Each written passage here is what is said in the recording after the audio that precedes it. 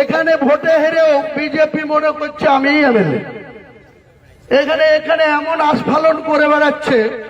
তা আমি শুভেন্দু অধিকারীকে সেদিন বলেছি যে আপনি ভোটে জিতেছেন, আপনার দল জিতেছে, খুব ভালো কথা, কিন্তু মুর্শিদাবাদে আস্ফালনটা একটু কম করতে বলেন।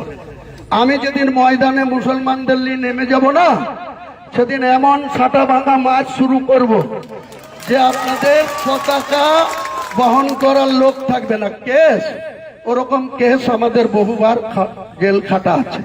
ক হাজার লোককে আপনি বহরমপুর সেন্ট্রাল জেলের যে আয়তন, তাতে 4700-র বেশি 4800 লোক ধরে না।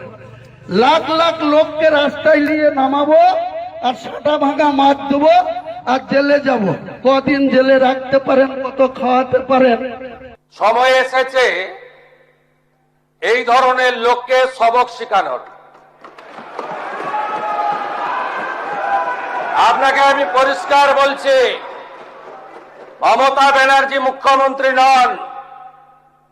আপনি দুর্বল মুখ্যমন্ত্রী পেয়ে যা খুশি করেছেন, যা খুশি বলেছেন। আমি আপনাকে বলে গেলাম, আমরা দুটো এফআইআর স্টার্ট করেছি। Rejinagar PS case number 219/226, dated 26/6/2026, under section 152, 192, 196, 197, 224, 299, 351 within bracket 2, 352, 353 of the ভারতীয় ন্যায় সংহিতা। আপনি কান খুলে শুনে রাখুন, আপনাকে এইভাবে ধমক হুমকি, বেপরোয়া, লাগাম ছাড়া কথা বলতে দেব না, দেব না, দেব না। যে ঘটনা নিয়ে বর্তমানে রাজ্য রাজনীতি তপ্ত তা হল হুমায়ুনের স্যাটা ভাঙা মার। টক্কর কার্যত তুঙ্গে। একদিকে মুখ্যমন্ত্রী কড়া হুঁশিয়ারি, অন্যদিকে হুমায়ুনের নিজের পয়েন্টে দৃঢ় থাকা। একদিকে রেজিনগরে কাশীপুরে জনসভা থেকে হুমায়ুন কবিরের বক্তব্য, অন্যদিকে বিধানসভায় মুখ্যমন্ত্রী শুভেন্দু অধিকারী হুঁশিয়ারি। এখানে ভোটে হেরেও বিজেপি মনে করছে আমিই এমএলএ। এখানে এমন আস্ফালন করে বেড়াচ্ছে। তা আমি শুভেন্দু অধিকারীকে সেদিন বলেছি যে আপনি ভোটে জিতেছেন, আপনার দল জিতেছে, খুব ভালো কথা, কিন্তু মুর্শিদাবাদে আস্ফালনটা একটু কম করতে বলেন। আমি যেদিন ময়দানে মুসলমানদের নিয়ে নেমে যাব না, সেদিন এমন সাটা ভাঙা মাছ শুরু করব যে আপনাদের পতাকা বহন করার লোক থাকবে না। কেস ওরকম কেস আমাদের বহুবার জেল খাটা আছে। ক হাজার লোককে আপনি বহরমপুর সেন্ট্রাল জেলের যে আয়তন, তাতে 4700-র বেশি 4800 লোক ধরে না। লাখ লাখ লোককে রাস্তায় নিয়ে নামাবো আর সাটা ভাঙা মাছ দেবো আর জেলে যাব। কদিন জেলে রাখতে পারেন, কত খাওয়াতে পারেন? সময় এসেছে এই ধরনের লোককে সবক শেখানোর। আপনাকে আমি পরিষ্কার বলছি, মমতা ব্যানার্জি মুখ্যমন্ত্রী নন। আপনি দুর্বল মুখ্যমন্ত্রী পেয়ে যা খুশি করেছেন, যা খুশি বলেছেন। আমি আপনাকে বলে গেলাম, আমরা দুটো এফআইআর স্টার্ট করেছি।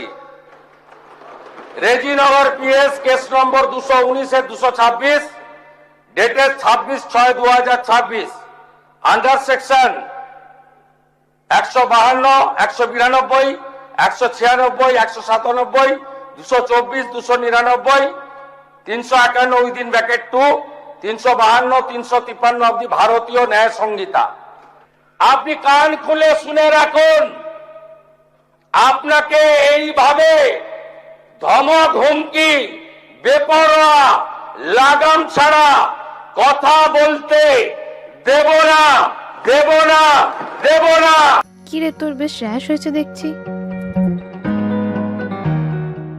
হ্যাঁ রে, কি করব বলতো, র্যাশগুলো কিছুতেই কমছে না। অনেক কিছু ইউজ করলাম, তবুও কমছে না। আমার মনে হয় তোকে কোনো একজন ভালো ডার্মাটোলজিস্টের কাছে দেখানো উচিত। তুই ঠিক বলেছিস, কিন্তু কোনো ভালো ডার্মাটোলজিস্ট থাকলে একটু সাজেস্ট কর না প্লিজ। এই তোর তো একবার র্যাশ হয়েছিল না? তুই কোথায় দেখিয়েছিলিস? তুই একবার গৌরীদেবী হসপিটালসে দেখাতে পারিস, ওখানে ভালো এক্সপিরিয়েন্স ডার্মাটোলজিস্ট আছে। আমারও সেম প্রবলেম হয়েছিল, এখন ওখানে ট্রিটমেন্ট নিয়ে আমি এখন ঠিক আছি।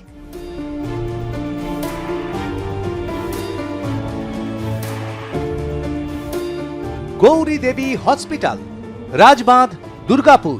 যোগাযোগ 8001003333, 8001113333।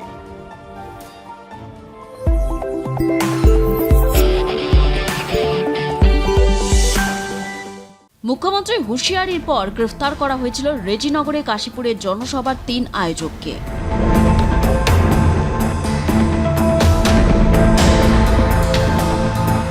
এরপরই মঙ্গলবার সকালে হুমায়ুনের বাড়িতে পৌঁছে যায় পুলিশ।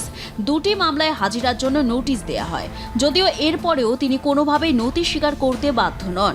স্যাটা ভাঙা মার বক্তব্য প্রসঙ্গে শক্তিপুর থানায় দায়ের হওয়া সুও মোটো মামলায় হুমায়ুন কবিরকে 3রা জুলাই বেলা 11:30টার সময় এবং রেজিনগর থানায় দায়ের হওয়া সুও মোটো পুলিশের মামলায় 4 জুলাই তদন্তকারী আধিকারিকদের সামনে হাজিরার নির্দেশ দেয়া হয়। তারপরও নিজের চেনা মেজাজে হুমায়ুন কবির বলেন, 3রা জুলাই শুক্রবার জুম্মার নামাজ রয়েছে, সেজন্য ওই দিন শক্তিপুর থানায় যাব না। 4 তারিখ মুর্শিদাবাদে থাকলে রেজিনগর থানায় যাব। পুলিশ গ্রেফতার করতে চাইলে করুক, কত গ্রেফতার করতে পারে দেখব। জেল চলো, জেল ভরো, আন্দোলন শুরু করব। বহরমপুর জেলা প্রশাসনের সামনে লক্ষ লোক নিয়ে হাজির হব। পুলিশ উদ্দেশ্য প্রণোদিতভাবে 2টি মামলা করেছে। হুমায়ুনের বাড়িতে নোটিশ প্রসঙ্গে সুকান্ত মজুমদার বলেন, এটা তো হওয়ারই ছিল। কেউ ভয় দেখানোর চেষ্টা করবে আর সে ভাববে ছাড় পেয়ে যাবে, এটা আর হবে না, বলেন কেন্দ্রীয় শিক্ষা প্রতিমন্ত্রী। नोटिस तो जाएगा ही जाएगा। आप डराने की कोशिश करोगे, बोलोगे कि आप हम मुसलमानों को लेके जब उतरेंगे, ये जो भीड़ से डराने की जो कोशिश, ये कोशिश जब सरकार वीक सरकार थी, यानी लाचार सरकार थी, उस समय आप डराते थे, सरकार मान लेती थी। ये लाचार सरकार नहीं है। তৃণমূল সরকারের আমলে এসব হলেও শুভেন্দু অধিকারী সরকারে এসব হবে না বলে সাফ জানিয়ে দেন রাজ্যের পুর ও নগর উন্নয়ন মন্ত্রী অগ্নিমিত্রা পাল। দেখুন, দেশের বিরুদ্ধে যদি কেউ কথা বলে বা আচরণ করে বা এই হুমায়ুন কবিরের মতো, এটা প্রথমবার নয়, এর আগেও উনি বহুবার এরকম ধরনের কমেন্ট করেছেন।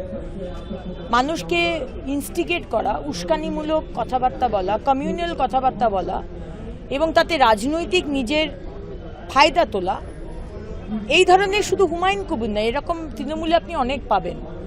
তাদের এগেনস্টে ইউএপিএ মামলা দেওয়া হোক, দেশদ্রোহিতার আইন মানে মামলা করা হোক। এখন নজর আগামী 3রা ও 4 জুলাইয়ের দিকে। নির্ধারিত দিনে হুমায়ুন কবির তদন্তে সহযোগিতা করেন কিনা, পুলিশ পরবর্তী কি পদক্ষেপ করে, আর এই বিতর্ক ঘিরে শাসক বিরোধী রাজনৈতিক তরজা কোন দিকে মোড় নেয়, সেই দিকেই তাকিয়ে রাজ্যের রাজনৈতিক মহল। বিতর্কিত মন্তব্য, পুলিশের নোটিশ এবং হুমায়ুনের অনড় অবস্থান, সব মিলিয়ে এই ইস্যু আগামী দিনেও রাজ্য রাজনীতির অন্যতম আলোচ্য বিষয় হয়ে থাকবে বলেই মনে করছে রাজনৈতিক মহল। ব্যুরো রিপোর্ট, আর+ নিউজ।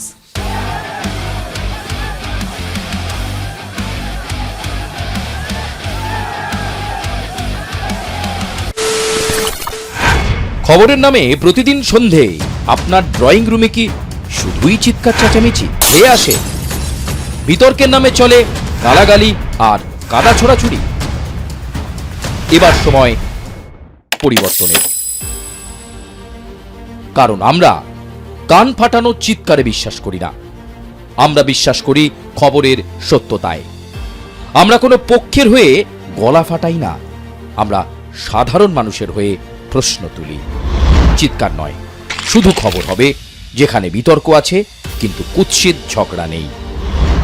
সঠিক তথ্য, বিশ্বস্ত খবর। নজর রাখুন আর+ নিউজে।